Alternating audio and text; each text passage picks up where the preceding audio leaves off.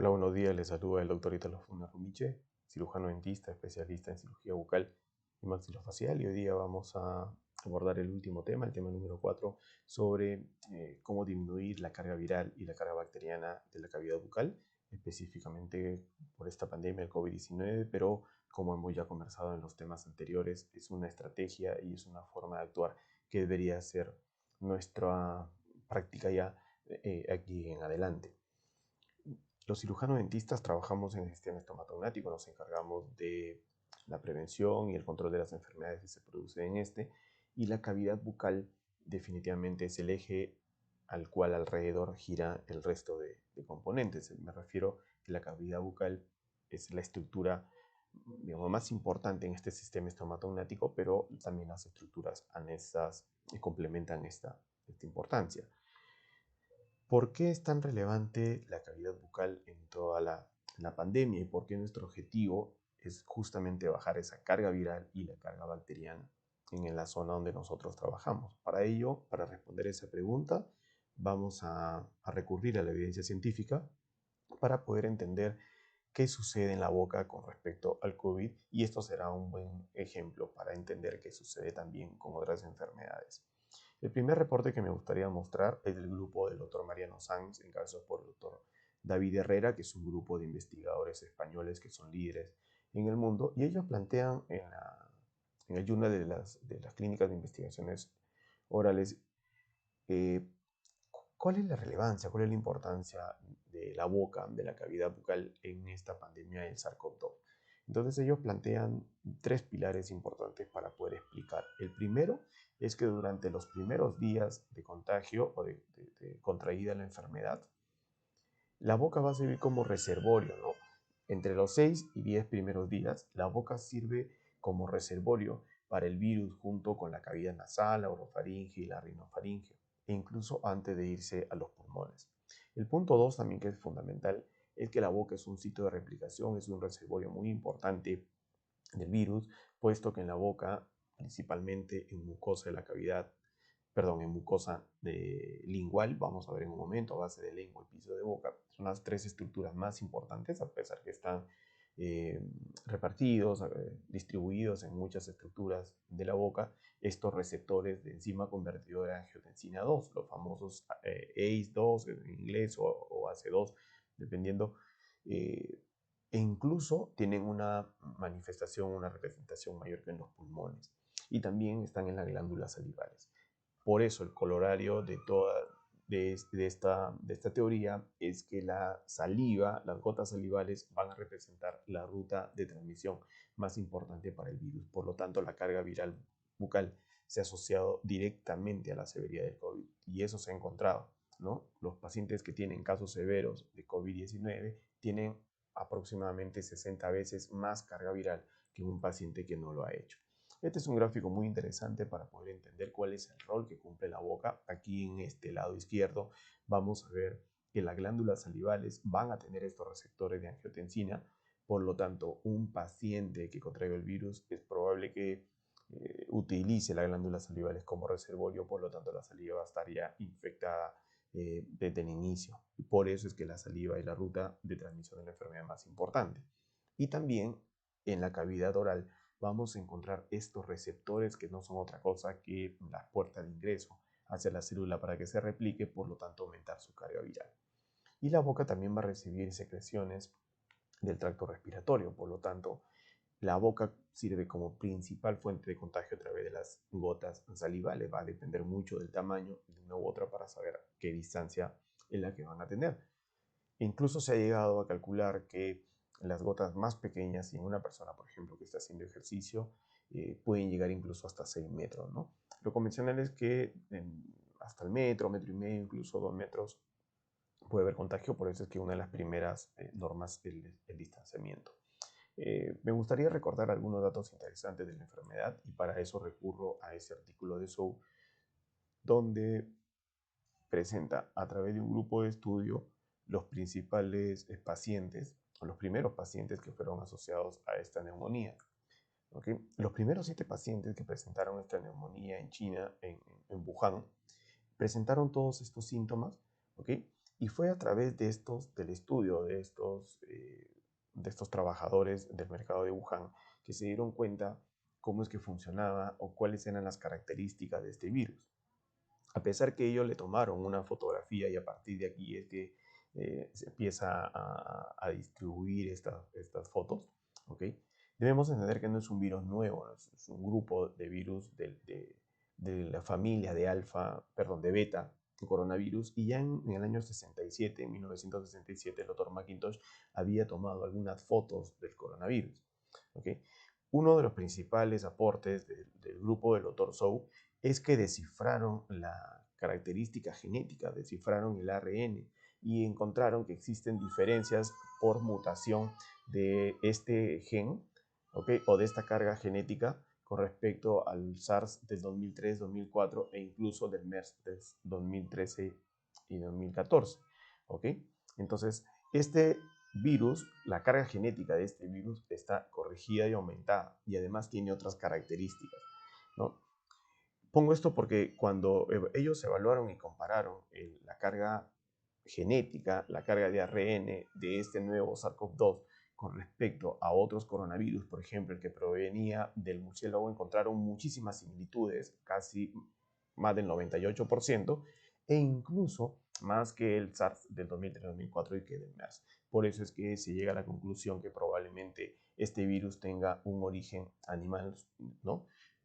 Zoonótico.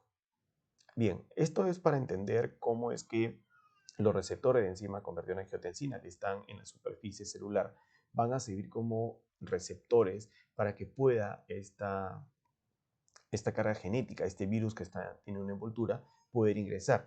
Estos receptores de angiotensina también son compatibles o tienen una adherencia muy alta con las glicoproteínas spike. Las glicoproteínas spike son estas estructuras salientes, ¿okay? Que tienen enlaces para poder, o cadena de enlaces para poder unirse a estos receptores y poder ingresar a la célula y hacer los estragos que todos conocemos. Comparados con otros SARS-CoV, ¿no? Perdón, con otros SARS, insisto, lo que tenemos comparativamente hablando son los del año 2003, 2004 y del año 2012, 2013, ¿okay? Del MERS, es que esta glicoproteína spike tiene muchísima más afinidad por estos receptores. ¿Y qué sucede cuando se adhieren a estos receptores? Lo primero que vamos a encontrar es que va a ingresar a la célula y se va a replicar. Vamos a tener un gráfico más adelante para poderlo explicar. El doctor Su en el Journal Internacional de Ciencia Oral, Ciencias Bucales, deja en claro que en boca hay una alta expresión de los receptores de enzima convertidora de angiotensina, ¿no? La cavidad bucal es un sitio predilecto, incluso tiene una mayor cantidad de receptores que incluso algunos sitios del sistema respiratorio como los pulmones. Específicamente habla de la lengua, habla del piso de boca, base de lengua, pero puede estar repartida, distribuida en cualquier sitio de la cavidad oral. La cavidad oral tiene entonces una gran cantidad de estos receptores y va a ser un sitio muy importante, un reservorio predilecto para poder producir una replicación rápida de este virus. Este es un libro editado por el doctor Sacena y explica perfectamente algunos puntos claves que deberíamos todos saber sobre epidemiología, patogénesis, diagnóstico y terapéutica del coronavirus. Una edición bastante interesante. Y de este libro lo que vamos a tomar es cómo es que el SARS-CoV-2 utiliza estos receptores de angiotensina que están en la superficie celular para ingresar a la célula, ¿no? Estar en el medio intracelular, replicarse, mutar, utilizar las organelas, las diferentes organelas de la célula, producir unas vesículas y finalmente exocitosis para terminar eliminando mucho más virus del que entró. Es decir, en algún momento algún infectólogo lo explicaba así, es como tener una fotocopiadora de mala calidad porque al final vamos a tener un virus replicado, pero muchas veces mutado y esta mutación es más virulenta y con más capacidad de destrucción. Este artículo también del Dr. Wolfeld explica cuál es el rol que cumple la saliva en toda esta pandemia, y es que la saliva tiene una alta carga viral y al tener esta carga viral muy alta va a ser una de las secreciones más importantes para el contagio. Por lo tanto, es que se toma el hisopado de orofaringe con una gran confiabilidad para el diagnóstico. Incluso se mantiene por algunas semanas, pero ahora ya se sabe también que la saliva puede tener un rol de diagnóstico propiamente. Para recordar cómo es que se puede contagiar el COVID-19, y esto también es importante entender para que nosotros podamos aplicar las normas de bioseguridad previamente explicadas en los temas anteriores, es que este contagio se puede presentar de forma directa o indirecta. En este gráfico del doctor Reza Falahi y también en el artículo de King, explican cómo es que las gotas de saliva representan la forma de contagio más importante para COVID-19. El hecho de respirar, toser, ¿no?, estornudar e incluso manipular o entrar en contacto con alguna superficie que esté contaminada o infectada son las principales rutas de infección, ¿okay? Las principales rutas de contagio. Y si a eso le añadimos el no uso de mascarilla, por supuesto que las personas van a entrar en riesgo. En todo este contexto, ¿cuál es la importancia que cobra el sistema estomatognático, específicamente la cavidad oral? Pues muchísima, es muy alta la importancia. Por lo tanto, el rol del cirujano dentista en toda esta pandemia es también muy, muy relevante. En este artículo de Marian Fini presenta cómo es que la saliva va a representar va a representar una parte muy importante en este contagio para el COVID-19, ¿ok?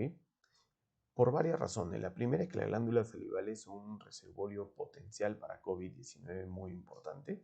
La segunda parte es que las gotas de saliva van a ser la principal ruta de transmisión cuando se habla, cuando se tose, cuando se estornuda, ¿ok? E incluso cuando se respira, ¿ok? Estas gotas salivales van a producir partículas y van a tener en esta gota una alta carga viral, una gran cantidad de virus. El SARS-CoV-2 puede causar, por supuesto, también cianodenitis crónica, ¿ok? Y es un medio de diagnóstico muy importante. Recordemos incluso que existe la posibilidad de hacer pruebas moleculares a través de una muestra de saliva. En este artículo de Yuyon lo que muestra es que la saliva va a tener una carga viral a medida que va aumentando la severidad del cuadro. Entonces es bien importante entender que nosotros debemos intervenir en boca para poder disminuir la carga viral. Entonces, en este gráfico podemos concluir que las gotas salivales van a representar la ruta de transmisión más relevante, ¿no? Esta es la conclusión fundamental y básica del artículo de Herrera, ¿okay? Entonces, nuestra labor como cirujanos es importante, por supuesto que lo es muy importante, pero esa labor también lleva o condiciona un riesgo. Por lo tanto, nosotros debemos tener todas las barreras de protección para que esa labor sea realizada con la mayor seguridad. De eso se trata. Y eso lo corrobora una vez más en el artículo de Mariano Sani Herrera sobre la labor del cirujano dentista en toda esta pandemia. Entonces, la carga viral y bacteriana en boca va a tener como consecuencia que nosotros disminuyamos los contagios, disminuyamos la severidad de la enfermedad y, por supuesto, disminuir la tasa de letalidad. Eso es lo que nosotros buscamos.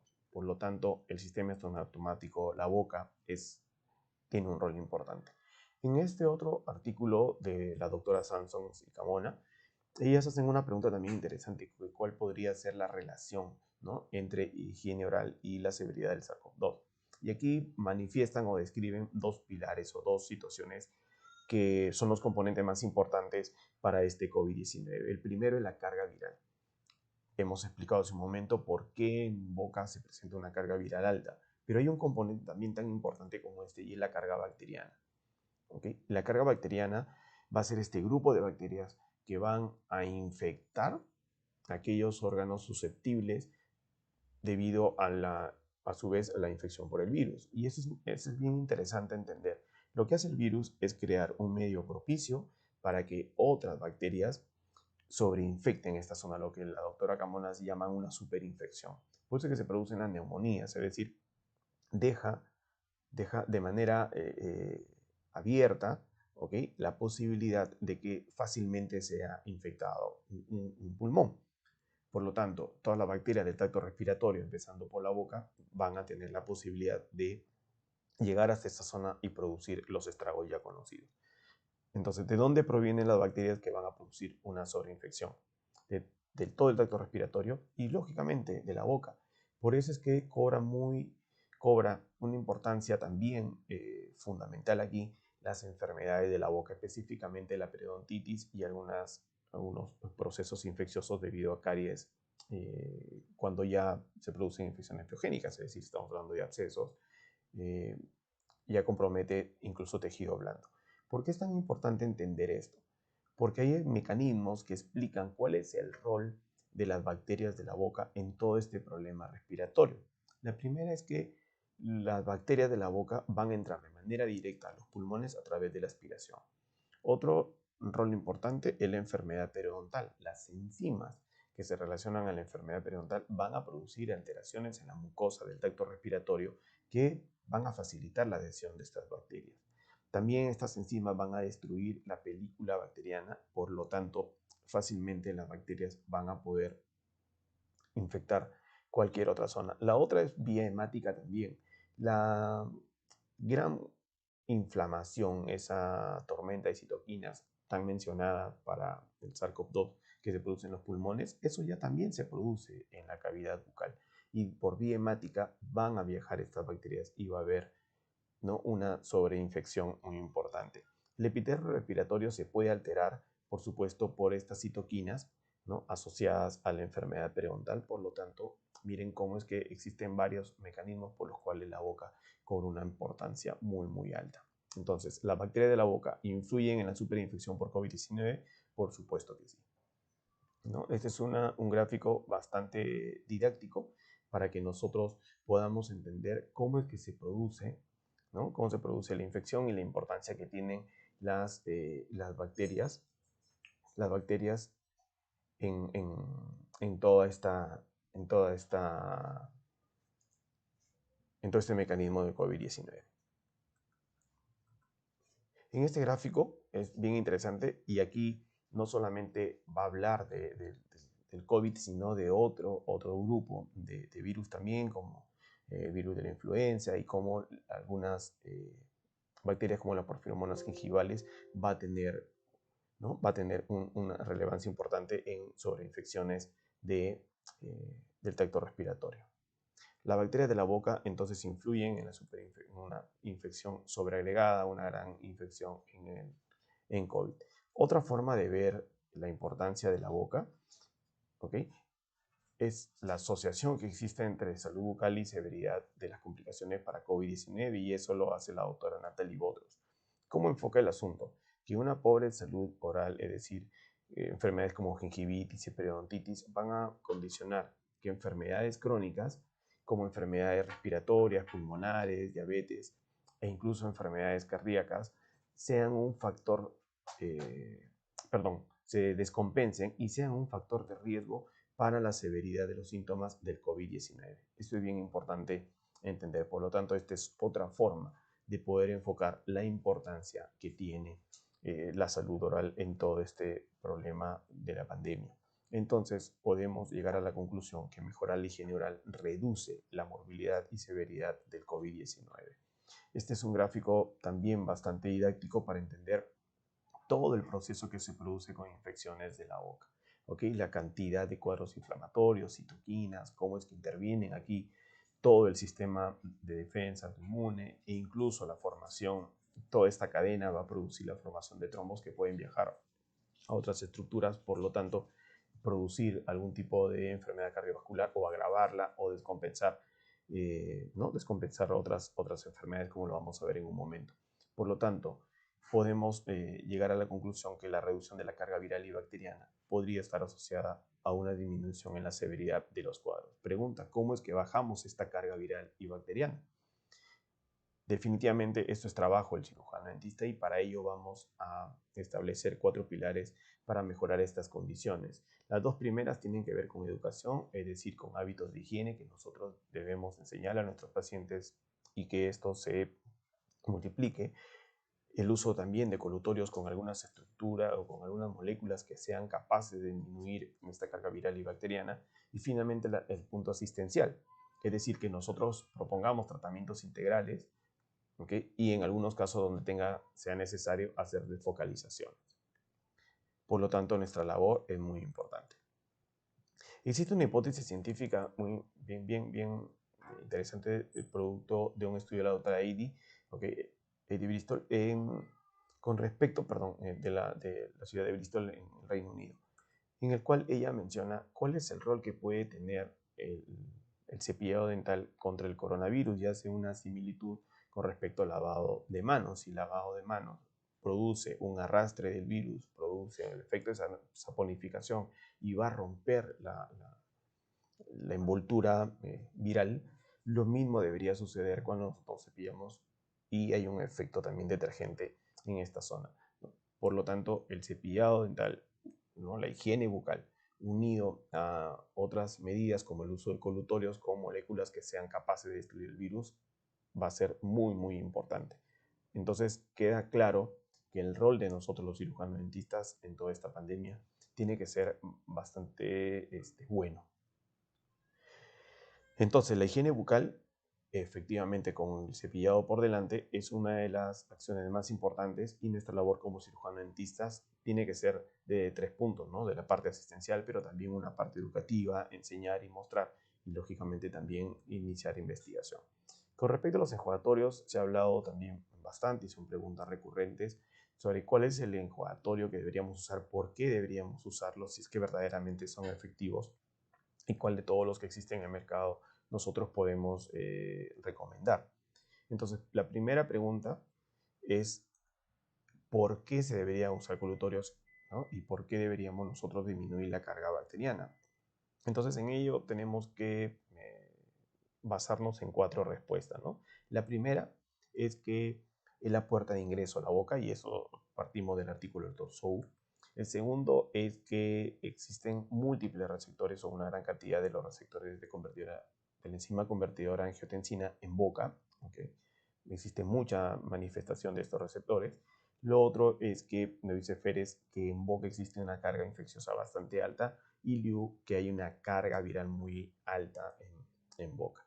En este reporte de un grupo de investigadores latinoamericanos que hacen una revisión bastante buena e incluso se incluye aquí a un peruano, el doctor Jaime Rodríguez, y es una muy buena noticia que un peruano esté involucrado en estas revisiones. Ellos manifiestan que existen 3 mecanismos por los cuales hay una alta carga viral en saliva. Ya lo hemos explicado, pero esto sería, digamos, la conclusión para poder terminar de entender cuál es el rol que tenemos nosotros los cirujanos dentistas. El primero es que la saliva ya está contaminada por los receptores que existen en glándulas salivales. Tercero, porque la saliva y la boca van a recibir las secreciones del tracto respiratorio. Y tercero, porque el fluido clavicular, el fluido periodontal, también representa una alta carga viral, ¿no? Por eso es que la saliva, por donde se le vea, es un componente fundamental en el contagio. Por lo tanto, nuestro primer objetivo sería disminuir la carga viral en boca. En este cuadro de Liu, lo que manifiesta es que los cuadros severos de la enfermedad tienen incluso hasta 60 veces más carga viral que un caso leve, ¿no? Entonces, nuestro primer objetivo, insisto, es bajar esa carga viral. ¿Y cómo lo podemos hacer? ¿Cuál es el enjuagatorio más importante o cuáles son aquellos que van a tener una función muy buena? Para eso vamos a recurrir a este artículo de la autora Valerie O'Donnell sobre cuál es el rol que cumple en los enjuagatorios orales para disminuir, para mitigar esa carga viral o para romper, ¿no? Específicamente la envoltura lipídica para infecciones de SARS-CoV-2, publicado en el Journal de Function de la Sociedad Americana de Fisiología.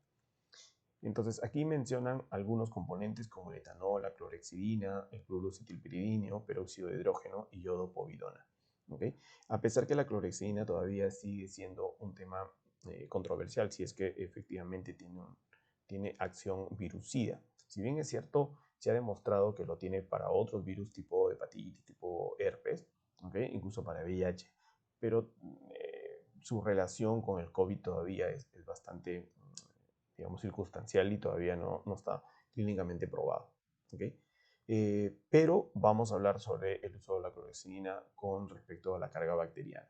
Entonces, pero se nombra aquí en este artículo y ponen un gráfico bastante interesante para explicar que nuestro objetivo sería romper esta capa lipídica y la serie de productos que se han utilizado, ¿no? Dentro de ello el cloruro de acetilpiridinio, clorexidina, iodopovidona, peróxido de hidrógeno, etanol, y vamos a ver más adelante cómo es que hay un artículo que nos explica cuáles son los aquellos, ¿no? aquellos componentes, aquellas moléculas que efectivamente van a ayudar. En este artículo de Guiñez, ¿okay? Sobre el impacto que tiene el COVID-19, manifiesta cuáles son esos tres componentes más importantes. El peróxido de hidrógeno, ¿no? Por un lado, el yodopovidona o la povidona, que nosotros lo usamos mucho para superficies de limpieza y desinfección de piel, y finalmente el cloruro de acetilpiridinio a concentraciones mínimas de 0,05 hasta 1%. De todos estos, vamos a ver cuáles son los más adecuados. Definitivamente, a medida que se va avanzando en el conocimiento del SARS-CoV-2, ¿no? También nosotros vamos a ir de manera dinámica mejorando nuestros protocolos. Y uno de ellos es este artículo de Brida, donde menciona que, haciendo una comparación entre el peróxido de hidrógeno y el iodopovidona, es que lamentablemente el peróxido de hidrógeno como enjuagatorio no tiene una acción virucida tan potente e incluso puede llegar a ser inefectiva si lo comparamos con el iodopovidona, que sí tiene una acción virucida importante. Por lo tanto, uno de los primeros enjuagatorios que podríamos usar es el iodopovidona, pero aquí tenemos un gran inconveniente, una limitante, que no hay una presentación de iodopovidona para enjuagatorios bucales en el Perú. Tendría que hacerse una dilución, ¿ok? Pero con el riesgo de que no se haga de manera adecuada la concentración y más bien pueda producir algún tipo de daño a la mucosa oral. Por eso hay que tener bastante cuidado, hay que ser muy cautos al momento de recomendar enjuagatorios con agua oxigenada incluso o básicamente con yodopovidona. Hay que tener mucho cuidado.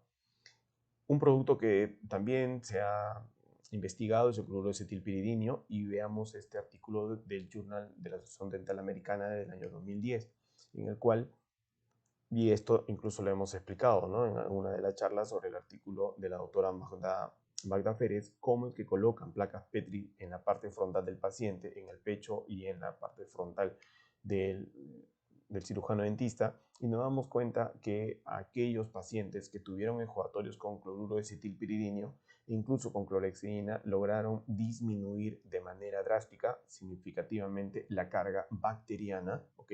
Carga bacteriana en el aerosol que se produce en nuestro trabajo. Como una buena noticia, ¿ok? Para tener una mayor confianza y seguridad en nuestro trabajo, si nosotros adoptamos la postura correcta, la posición correcta y las barreras de protección adecuadas, veamos que la contaminación que puede sufrir el cirujano dentista es bastante baja comparada con la contaminación que se produce en la zona frontal del paciente. Por eso es que la parte ambiental, y eso lo hemos visto en el tema 3 desarrollado, cómo es que la importancia de nosotros usar un buen desinfectante y ayudar a descontaminar nuestro ambiente laboral. En el año 2017, ¿okay? En el Journal de Patogenia e Inmunidad, se llegó a la conclusión sobre el efecto virucida que tiene el cloruro de acetilpiridinio, ¿okay? Tomando como muestra el virus de la influenza, es decir, los grupos del virus de la influenza, y esta investigación se hizo tanto en vitro como en vivo. Y nosotros, a través de un gráfico en este cuadro, que hay que analizarlo con calma, pero la conclusión es que reduce de manera adecuada la carga viral del virus de la influenza. En este gráfico es mucho más evidente. Miren cómo es que empieza a bajar la concentración de la cantidad de virus, ¿ok? Y se probó con HN1, con H3N2, con el virus de la influenza tipo B, ¿no? Entonces, miren cómo es que aquí se demuestra la acción virucida. Incluso en este gráfico es una microfotografía, vean cómo es que el cloruro de acetilpiridinio rompe la envoltura lipídica, ¿ok? La rompe. Y esa es la principal explicación de su acción virucida. Entonces, una buena relación es que el virus de la influenza o su envoltura, tiene características muy similares a SARS-CoV-2. Entonces, esto es digamos, en el año 2017, o tomando como en consideración el año 2017, es que podamos entender que el cloruro de acetilpiridino puede tener un rol importante en su acción virucida.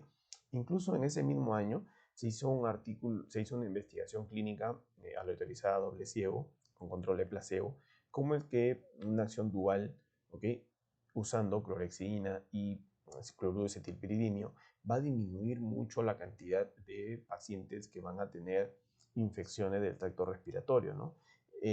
Solamente como dato, entender que aquel grupo de placebo hizo más infecciones respiratorias en un determinado tiempo que los que usaron el cloruro de acetilpiridino e incluso con clorexidina. Y dentro de ese grupo de pacientes que hicieron la enfermedad, podemos ver que se contagiaron de virus de influenza, de coronavirus y de rinovirus, ¿no? Teniendo un artículo, ojo, del año 2017. Entonces, aquí se demuestra además que el CPC tiene una acción virucida que proviene de infecciones virales de las vías respiratorias. En esta revisión sistemática sobre el rol que tiene los enjuagatorios antes de un procedimiento, si es que reduce verdaderamente los microorganismos en el aerosol, recordemos este artículo de la doctora Vanessa Costa, ¿ok? ¿Y qué contiene el aerosol? Bueno, hay bacterias comunes, hay bacterias patógenas y virus. Y se demostró en este artículo, porque en esta revisión sistemática, que como implicancia clínica, los enjuagatorios preoperatorios, específicamente a base de cloruro acetilpiridino, a base de clorexidina también, reducen de manera significativa el número de microorganismos en el aerosol dental. Por lo tanto, es una muy buena medida y eso está dentro de los protocolos, ¿ok?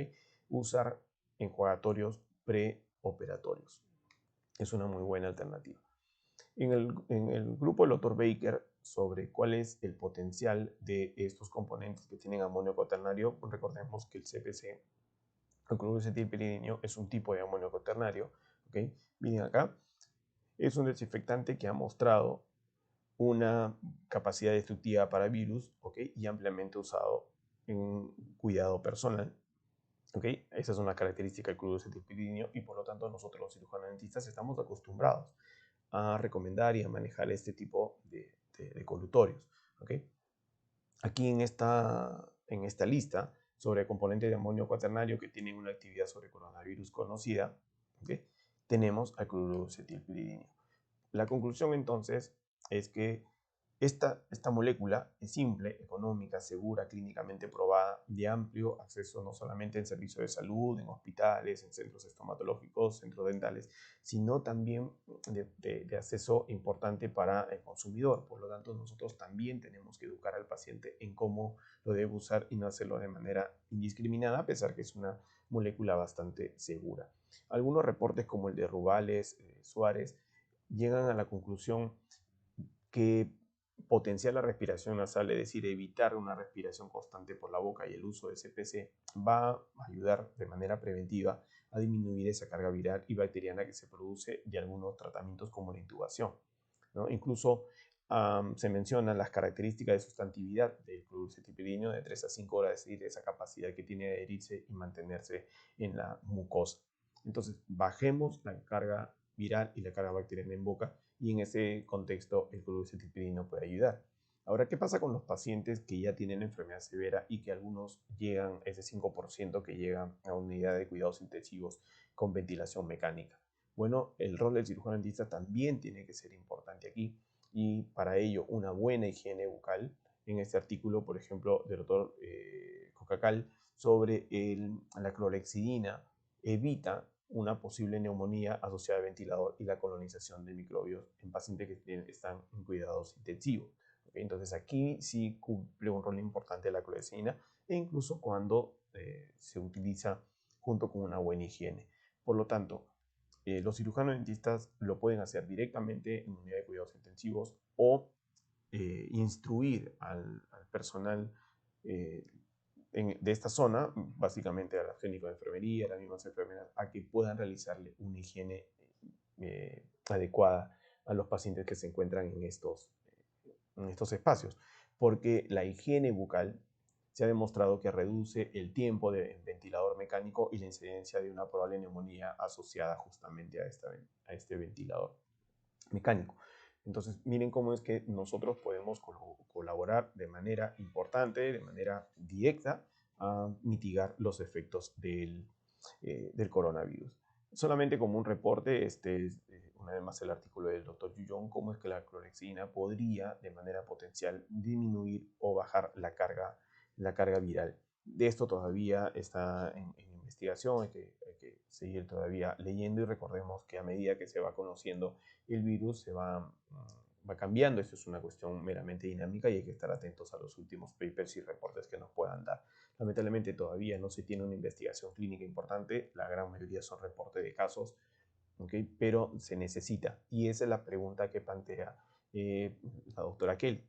Es decir, cuál es el rol que cumplen los enjuagatorios en este COVID, y lo que menciona es que debemos seguir proponiendo nuestra práctica clínica basada en evidencia y que se requieren investigaciones, pero lamentablemente por una cuestión de tiempo no la hay.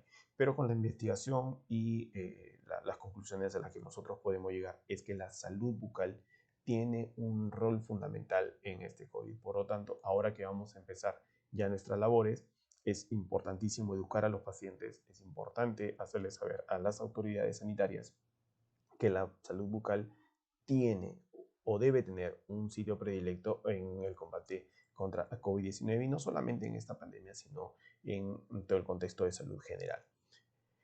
En conclusión, podemos decir entonces que al disminuir la carga viral y la carga bacteriana en boca, vamos a disminuir los contagios, vamos a disminuir la severidad de la enfermedad y vamos a evitar en la medida de lo posible disminuir la tasa de letalidad. Ha sido un gusto estar con ustedes, les agradezco mucho su atención. Una vez más dejamos ahí los enlaces que nos puedan contactar para alguna pregunta, para algún comentario. Eh, Recuerden que toda esta información tiene que ser siempre contrastada con la investigación. Se les está dejando los artículos, los papers para que los puedan revisar y a partir de eso también crearse un criterio bastante crítico sobre nuestra labor y el rol. Agradecemos a la autora Jessica Benito Renuevo por la invitación. ¿Ok? Y aquí también está su correo, jbenitezb@minsa.gov.p.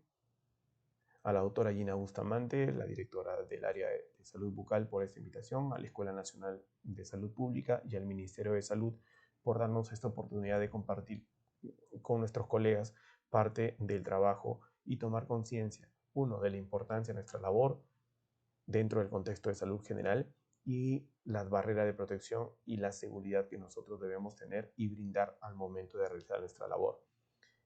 Me despido con un fuerte abrazo, mis mejores deseos, que Dios los bendiga, que los cuide en todo momento y sigamos trabajando y luchando por el engrandecimiento y el lugar que debe cumplir o que debe tener siempre nuestra profesión. Un abrazo grande, nos vemos.